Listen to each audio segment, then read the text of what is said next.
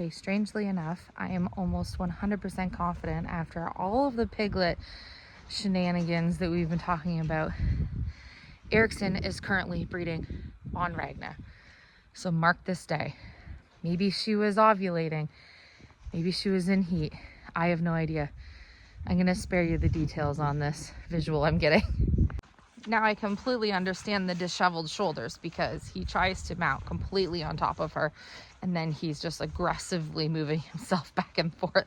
So I can totally see why we saw that before. Why we didn't end up with piglets, I don't know. Time will tell. He's been making this god-awful sound that I have never heard him make before all morning. Like this angry chuffing sound. Like he's like, whoa, whoa, whoa, like all morning. Horrible reenactment.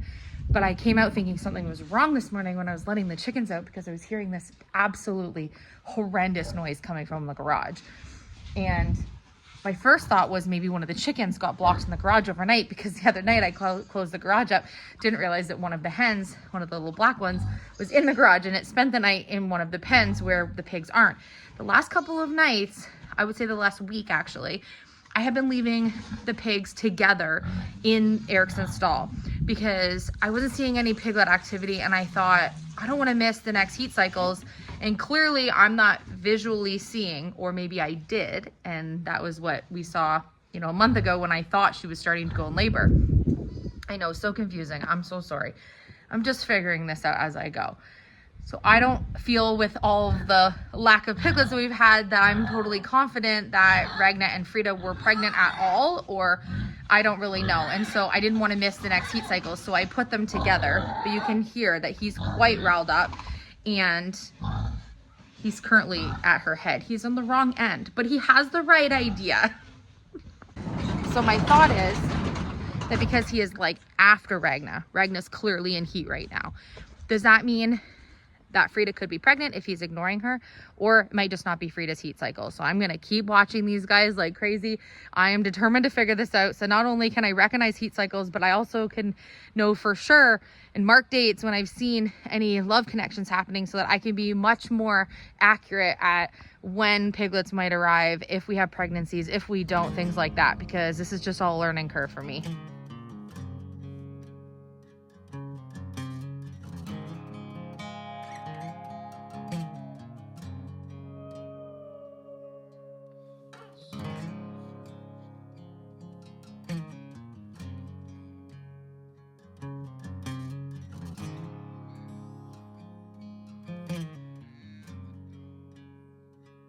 So I'm just sorting out my seeds. It turns out that I need a lot less seeds than I thought. I have tons of seeds here. I have quite a few of each of the types of melons that I want to grow. I have made a mess from all the seed packets. I don't need any more cabbage than this. I'll probably only grow one thing of beets. Gourds and pumpkins I do want to grow more of, so I think I'm going to need to add that to my list. Won't grow more than one pack of celery. And I have broccoli and cauliflower, different collards. I have lots of peas and beans, a couple kinds of squashes. I'll probably still need some squashes, lots of onions. I need to pick up seed potatoes. I knew I was going to need peppers and tomatoes because that is what I planted the most of last year that I took over to Mom's. So I'm going to need a bit of that. I have tons of different kinds of flowers, although I have no idea if I'll even get any flowers in the ground this year. I have corn. So I'm going to make a quick list. Dayton loves growing melons. I'm going to make a pretty good little list here so that I don't buy anything unnecessarily, because the goal this year is to grow as much food as possible with really spending as little money as we possibly can. So you can see I have quite a variety of things here, but there's still a couple things I need to write out.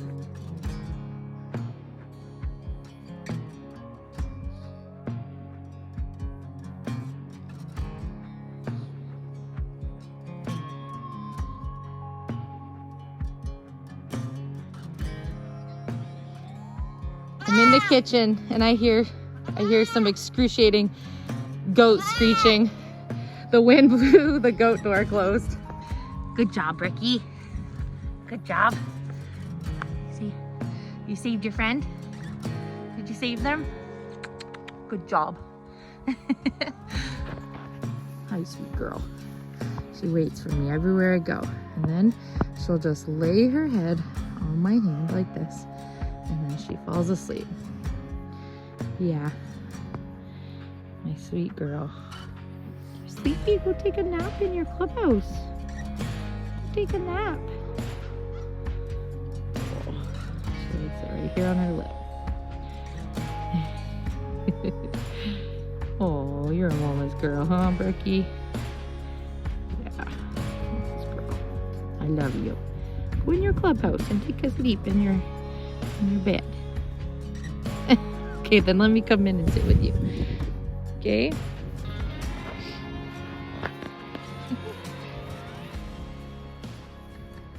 Cutie. So you've seen many times before that we have this great big orchard hill, and none of the land on this side is being used. Our apple trees are growing, our pear trees are growing. Okay, so I think I have figured out one of my first surprises to work on while Philip is gone. He's going to be actually leaving, I think, a day early for lobster fishing. He's actually gone right now with the captain to do just a little bit of probably like figure out a few things before they get going. So I'm on my own this afternoon and the sun is shining, which makes me just honestly think of spring, and I just feel like the warm season is finally getting to where we're going to be able to be doing things a lot more outside, which I'm so excited for. I really need the sunshine for a few months. And I want to utilize a part of our property that we don't really use for anything for the animals, and that's the orchard hill. We have our apple trees and our pear trees and our raspberry bushes over here, but we don't use this land for anything for any of the animals because it's obviously our orchard hill. I really want to have a garden this year. I don't want to spend a ton of money. I want to be able to try to do a garden without spending as much money as I possibly can. And I think the best solution for me, if I'm going to be starting all our seeds in the greenhouse, is to have our garden as close to the greenhouse as possible. Currently, the greenhouse is in the middle of the front little area that the cows will be in. We didn't know when we put the greenhouse there when we first moved here that we would have Highland cattle, and so it's still there, and I don't think we have any plans on moving it. It's in the perfect location to get the most amount of sun. It's the right direction for getting the right amount of sun, and honestly, it just looks beautiful where it is on property. And because nothing's really coming off of it, the cows are never going to bother it, so I think it's going to stay there. I'll show you where we have a gate spot that's going to get from where I have the greenhouse to where I'm going to do the garden. So you have to let me know what you think of this. Our original plan was to do the garden at the back of the property, but because I'm going to be on my own, I just can't foresee myself carting, all of my starters and water daily and all that into the back when I'm going to be on my own. So work smarter, not harder. So I'm going to utilize some space here on the orchard side, I think, to do the garden. And I'm just going to try to figure out the layout today. I don't know if you remember, but when we were getting all of the wood milled for our stable barn that we're working on, a local gentleman milled all the wood for us. And I've been in touch with him, and he is going to help me make this project a reality. I'm going to use Charlie Hall lumber, and we're going to go visit him this week and pick up a bunch of lumber to be able to use for our raised beds. And I have a ton of compost to help on property for the garden, and I think we can do this with the seeds we have from last year. Maybe just buy another like $20 or $30 worth of seeds, and we should be good to go for the season. So this is going to be so exciting. Philip thinks that it's not going to happen this year because we're saving all of our extra money to be able to finish the barn and do a few other projects we have this summer. So he's going to think that this is not in the budget for us to make happen. So there's my raspberry plants, which hopefully I get a good yield from this year. We have a pear tree just behind the raspberries, a pear tree right there. This is an apple tree. This is an apple tree. And then I'm standing beside an apple tree right here. This is obviously a huge slope. So I want to utilize about sort of from the end of the fencing there. The middle part that doesn't have the wire fencing will eventually be a gate. So I'll be able to get from the greenhouse over here. It's just closed off so Henry and Nora can't get through. And then it's pretty flat there. And then it's relatively flat along the edge of the house here. So I'm thinking my raised beds could go across here. And then I can make some natural sort of trellises and things, and even use the fencing to help me to grow things up like beans and peas, cucumbers, kind of like work with some of the structures that I already have. I'm not sure if you remember, but back in Ontario, we built these beautiful raised garden beds, and they were 4x8. And we found out they were the perfect size for what we want to do for the garden. So I'm gonna stick with 4x8. So I have my measuring tape, some just cotton jute string, and some little dowels. And I'm just gonna mark out 4 4x8 sections here that I can kind of play around with and see if that's going to work okay for us to have the raised beds there.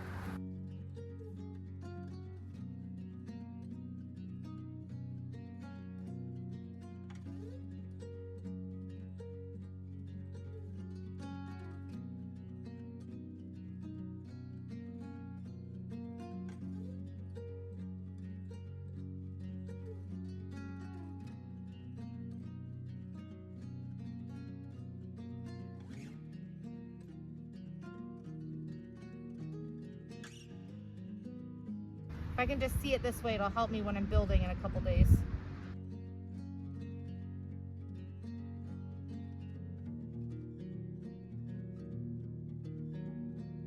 Just realized that I probably won't like it if there's 3 on this side and then 1 over here, because we have the 2 bay windows.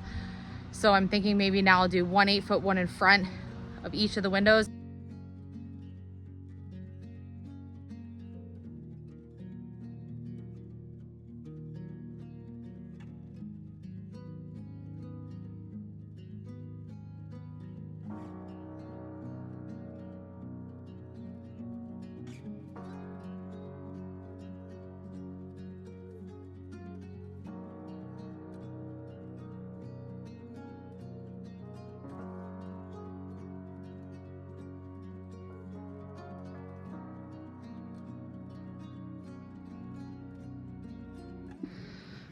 Okay, I think I have it all worked out. I am going to have to build on a little bit of a hill here and then level out the raised beds, but I can work with that. A little bit of digging won't hurt me.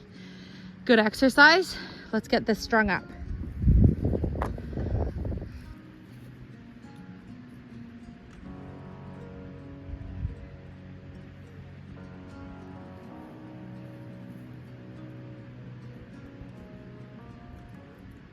I really think I like the placement of these. Again, because I'm building on a slope, I'm gonna have to combat that a bit when I actually do the garden. But I was able to measure it out. I'm out of breath, I'm way too hot with all my layers.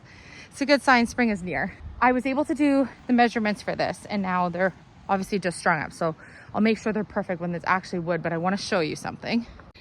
This post here and this post here are a gate. So that's gonna be a gate. So I'm not impeding on anything that will be driving through, say with a quad or something. You can see that I have a slope for the ones on this side, but that's okay. On this side, I'll be able to build it so I can level it up. But I have 4 beds there. I think that's gonna work perfectly. I can do maybe a trellis here. I can do a trellis in the middle. There's a little bit on the other side. I can use the wire fencing. There's wire behind the wood slats there. I can do the wire fencing there, there, there, and there to be able to grow things that need to trellis. And then I honestly have all this green area to be able to do pretty much anything else that I want to do. If I want to make some little natural teepee trellises or something like that, little pea teepees. And then I'm thinking here where we get all this sun and it's a little flatter, I'm going to make a big box, big rectangular box that I can do a strawberry plot. And think of how cute it will be if I have pumpkins growing down the hill. The other thing that's going to be on this hill is, I'm pretty sure this is where we're going to be going up and down with our chicken tractor build, because we have 50 meat birds coming about the 2nd week of May. And so we're going to be needing to build them. The boys and I are going to work on building them a mobile chicken coop that can go up and down, fertilize the ground over here, and also obviously give them fresh pastures every couple of days, which I think is gonna be really cute. So I didn't put the raised beds where that would impede on that idea. So I think so far I've checked all the boxes, and it's gonna save me a little bit of money on anything for trellises, because I have this great big fence with the wiring on it. And as long as I don't plant anything that the cattle can't eat, if they happen to get any of the leaves on the backside, then I should be okay. But like beans, peas, things like that, cucumbers, the leaves, like the greenery might poke through, but the actual fruit or veggies won't. So I think I should be safe to do that. I'll double check and Google everything and make sure that anything I put there. But all I'd have to do is turn up some of the ground underneath to be able to put that. And one of the things I've learned since I've been here in Nova Scotia is that anything you plant has to be started and sprouted from seed in the greenhouse. Because if you put any seeds in the ground where I live, the squirrels and all the other small creatures, like we have hare here, they will eat the seeds faster than you can even water them. I don't think this is too shabby of a side to do my gardening on this year though. when the boys go home from school, I'm gonna make sure they check this over and let me know if they're okay with this idea. But I think that this should work. So let me know if you have any other ideas for me to make this better. Do you love that the greenhouse is right there? So it's gonna be close by. That's gonna be so fun. Orchard Hill turned garden.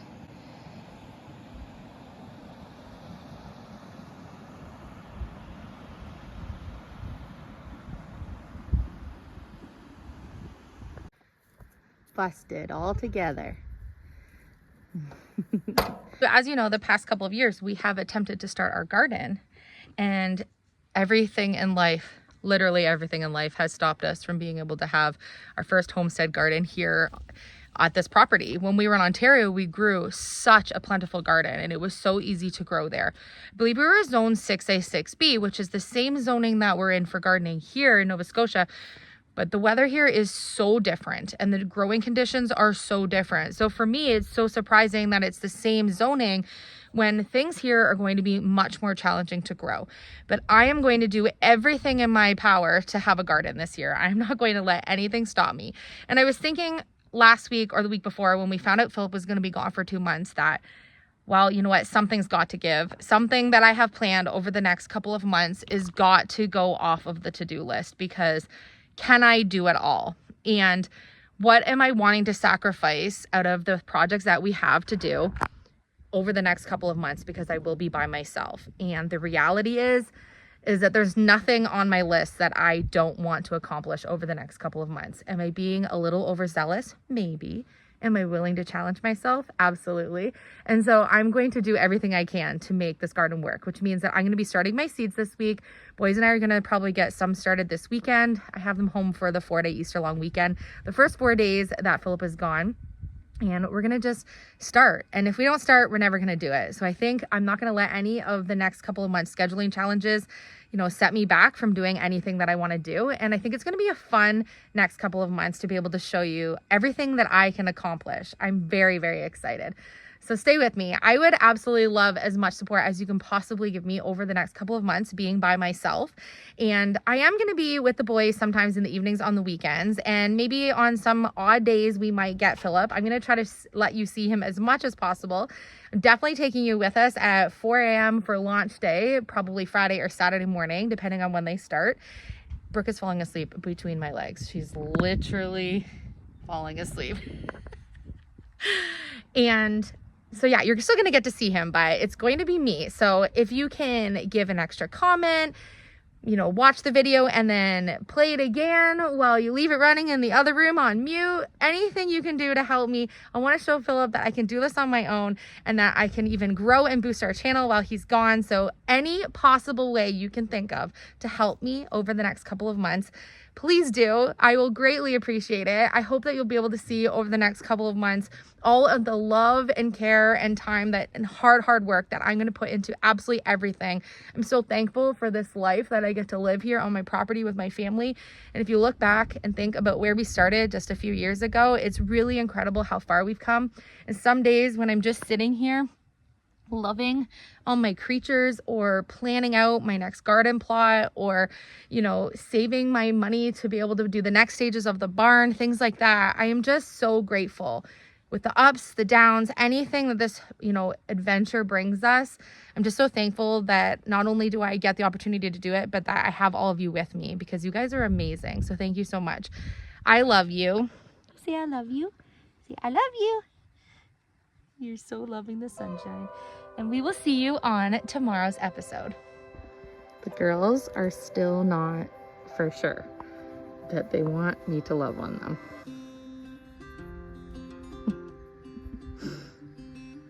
They watch from a distance as Brookie gets love. And it makes me feel so guilty, because I just want to give them as much love as I can give Brooke, but they just are so nervous to come close to me. Come on. Look at their sweet little faces. Come on. You can do it. Come on. If anyone knows how to get sap out of a goat, Brookie must have got some sap on her today. Nice full belly you have, I can see. I'm just gonna lay down in front of me. There you go. Okay, well, this is closer than we were yesterday. Come on, Cove. Here you go.